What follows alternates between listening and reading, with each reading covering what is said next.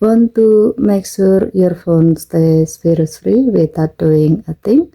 With the Samsung Galaxy S25 Ultra, you can set your phone to automatically scan apps daily using built-in McAfee protection. It's fast, quiet, and happens in the background. To do so, go to Setting, swipe down from the top right corner of the screen to open up the Quick Settings panel, and then tap Setting icon. Scroll down the screen to find Security and Privacy. Tap Security and Privacy. Next, tap App Security.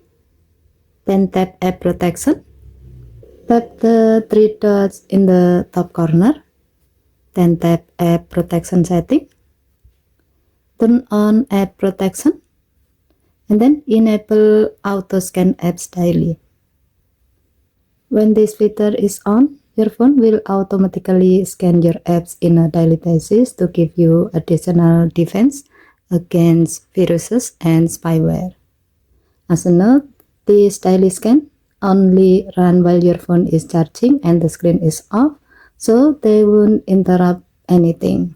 However, some low-risk apps might not be scanned daily, but overall, your device stays guarded every day.